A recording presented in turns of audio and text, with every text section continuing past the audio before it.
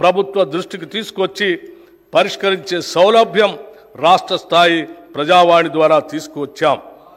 గతంలో సామాన్యులకు దుర్భేద్యమైన ప్రగతి భవన్ ముళ్ల కంచెలు తొలగించి తలుపులు తెరిచి మహాత్మా జ్యోతిబా పూలే ప్రజాభవన్గా మార్చాం.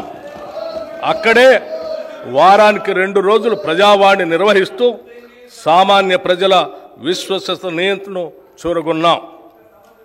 ప్రజల నుంచి అందుకున్న ప్రతి అర్జీకి రసీదు ఇస్తున్నాం. అర్జీలన్నింటినీ ఒక పోర్టల్ ద్వారా సంబంధిత అధికారులకు వాటిని పరిష్కరించేందుకు వెంటనే పంపడం జరుగుతుంది. ఈ ప్రజావాణి సక్రమ నిర్వహణకు ఒక ప్రత్యేక ఐఏఎస్ అధికారిని కూడా నియమించాం.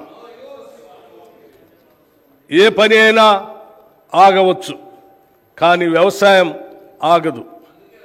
Everything can wait but not agriculture. మన దేశ తొలి ప్రధాని జవహర్లాల్ నెహ్రూ గారు చెప్పిన ఈ మాటలను మేము బలంగా విశ్వసిస్తున్నాం మరియు ఆచరిస్తున్నాం. ఎండకు ఎండుతూ వానకు తడుస్తూ ఆరుగాలం శ్రమిస్తూ దేశ ఆర్థికాభివృద్ధికి దోహదపడే శ్రమజీవి రైతు. అప్పులు చేసైనా ఆహారం అందించాలన్న తపోదీక్ష రైతన్నది. ఆహార భద్రత కల్పిస్తూ సమాజాన్ని ఆదుకునే రైతన్నకు భరోసా కల్పించడం ప్రభుత్వ కనీస బాధ్యత. వ్యవసాయ రంగంలో అభివృద్ధి సాధించాలంటే రైతన్నలకు తగిన ప్రోత్సాహకాలని కల్పించాలి. రైతుకి ఇచ్చే చేయూత 2 విధాలుగా ఉండాలి. మొదటిది వారికి పెట్టుబడి సమస్యలు లేకుండా చూడటం. రెండవది వారు పండించిన పంటకు భద్రత కల్పిస్తూ వ్యవసాయ ఉత్పత్తులకు తగిన గిట్టుబాటు ధరలు దక్కేలా చూడటం. It always seems impossible until it's done. పెద్దలు నెల్సన్ మండేలా గారు చెప్పిన ఈ అంశాన్ని మేము ప్రతి సందర్భంలో రుణమాఫీ ఏదైనా పని జరిగే వరకు అది అసాధ్యంగా గోచరిస్తుందని నెల్సన్ మండేలా గారు చెప్పిన ఈ మాటలు కాంగ్రెస్ ప్రభుత్వ రుణమాఫీ హామీకి అక్షరాల వర్తిస్తాయి. రైతులకు 2 లక్షల రుణమాఫీ అనేది మా కాంగ్రెస్ ప్రభుత్వం ఇచ్చిన హామీలలో అత్యంత ప్రధానమైనది. ఎంతో సాహసోపేతంగా మా నాయకులు శ్రీ రాహుల్ గాంధీ గారు వరంగల్ రైతు డిక్లరేషన్లో రైతులకు 2 లక్షల రూపాయల రుణమాఫీ చేస్తామని ప్రకటించారు. ఈ రుణమాఫీకి అవసరమైన నిధులను ఎలాగైనా సమీకరించాలనే సంకల్ప బలం మాకు మొదటి నుంచి ఉంది. గత ప్రభుత్వం 2014లో రైతులకి 1,00,000 రూపాయల రుణమాఫీ చేస్తామని ప్రకటించి 2014 నుండి 2018 వరకు 4 విడతల్లో నిధులు విడుదల చేసింది. ఇలా పలు దఫాల్లో నిధులు విడుదల చేయటం వల్ల అసలు తీరకపోవడంతో పాటు రైతులకు వడ్డీ భారం కూడా పెరిగింది. రెండోసారి అధికారంలోకి వచ్చిన తర్వాత కూడా మళ్ళీ 1,00,000 రూపాయలు మాఫీ చేస్తామని చెప్పి 5 సంవత్సరాల కాలంలో సరిగ్గా ఎన్నికల ముందు కొద్దిపాటి నిధులు విడుదల చేసి చేతులు దులుపుకున్నారు. దీనివల్ల రైతులు తీవ్రంగా నష్టపోయారు. వడ్డీ భారం పెరిగిపోవటం, పాత బకాయిలు తీరకపోవటం వలన బ్యాంకులు కొత్త రుణాలు ఇవ్వలేదు. వ్యవసాయానికి పెట్టుబడి అందక రైతులు వడ్డీ వ్యాపారుల దయాదాక్షిణ్యాలపై ఆధారపడి బతకాల్సిన దుస్థితి ఏర్పడింది. ఇలా అరకొర రుణమాఫీలా కాకుండా రైతుకు నిజమైన మేలు జరగాలనే ఉద్దేశంతో మా ప్రభుత్వం ఒకేసారిగా 31,000 కోట్ల రుణమాఫీ చేయాలని సంకల్పించింది. చేతగా నమ్మకు మాటలు ఎక్కువ అన్నట్లు రుణమాఫీలో పూర్తిగా విఫలమైన గత ప్రభుత్వ నాయకులు మా చిత్తశుద్ధిని శంకిస్తూ ప్రజలను తప్పుదోవ పట్టించేందుకు శతవిధాలా ప్రయత్నించారు. ఇంకా ప్రయత్నిస్తూనే ఉన్నారు. డిసెంబర్ 12, 2018 సంవత్సరం నుండి డిసెంబర్ 9, 2023 వరకు ఉన్న రుణాలన్నింటికీ రుణమాఫీ వర్తింపచేస్తూ అత్యంత సాహసోపేతమైన నిర్ణయం తీసుకున్నాం.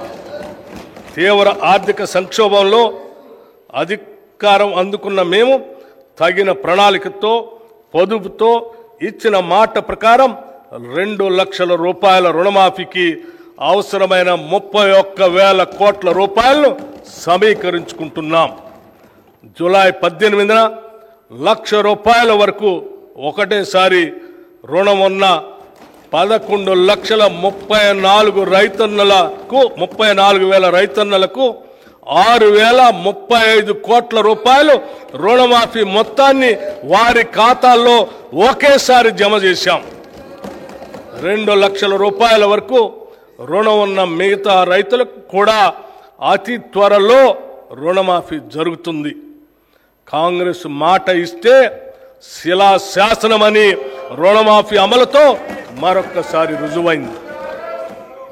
ఈ రుణమాఫీతో తీవ్ర నిరాశలో ఉన్న రాష్ట్ర అన్నదాతల్లో భవిష్యత్తుపై తిరిగి ఆశలు చిగురించాయి. వారి సంబరాలు అంబరాన్ని అంటాయి. ఇక ముందు కూడా రైతు పక్షాన మా ప్రభుత్వం సదా అండగా ఉంటుంది. రైతు భరోసా గత ప్రభుత్వం అమలు చేసిన రైతు బంధు పథకం కింద 5 సంవత్సరాల్లో 80,440 కోట్ల రూపాయలు ఖర్చు చేసింది. దీనిలో అధిక శాతం లబ్ధి అనర్హులకి, సాగులో లేని భూమి యజమానులకి, రియల్ ఎస్టేట్ వ్యాపారులకి అందటం వల్ల నిధులు భారీగా దుర్వినియోగం అయ్యాయి.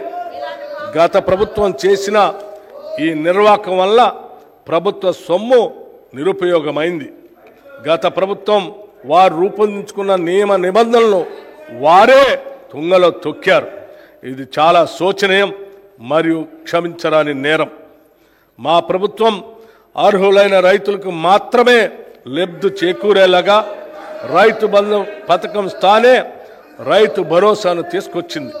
ఈ పథకం ద్వారా అర్హులైన రైతులకు ఏటా ఎకరానికి 15,000 రూపాయలు చెల్లించాలన్నది మా ప్రభుత్వ సంకల్పం. దీని అమలుకు విధి విధానాలు చర్చించి నిర్ణయించడానికి ఒక కేబినెట్ సబ్ కమిటీ ఏర్పాటు చేశాం. ఈ కమిటీ పలు జిల్లాల్లో పర్యటించి ఆ ప్రాంత రైతుల్ని, వ్యవసాయ రంగ నిపుణుల్ని, మేధావుల్ని సంప్రదించి వారి అభిప్రాయాలను సేకరించింది.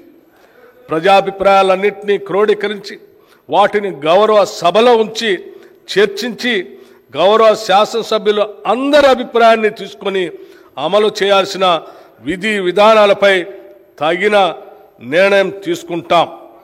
ప్రభుత్వ విధానాలు పారదర్శకంగా ప్రజల భాగస్వామ్యంతో ఖరారు చేయాలి.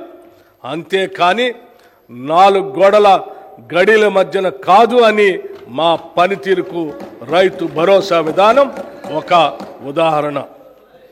రైతు కూలీల సంక్షేమం. భూమి లేని గ్రామీణ ప్రజానికం ఎక్కువగా రైతు కూలీలుగా పనిచేస్తూ దుర్భర జీవితాన్ని గడుపుతున్నారు. వారికి ఎటువంటి ఆర్థిక భద్రత ఉండకపోవడంతో పనిలేని రోజుల్లో పస్తులు ఉండాల్సిన బాధాకరమైన పరిస్థితి. వీరికి గత 10 ఏళ్లలో ప్రభుత్వ పరంగా ఎటువంటి సహాయ సహకారాలు అందలేదు.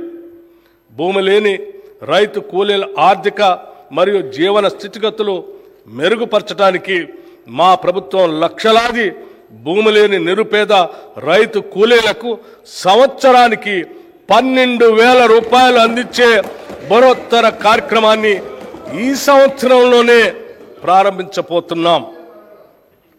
అతివృష్టి, అనావృష్టుల రైతన్నల పాలిట శాపాలు.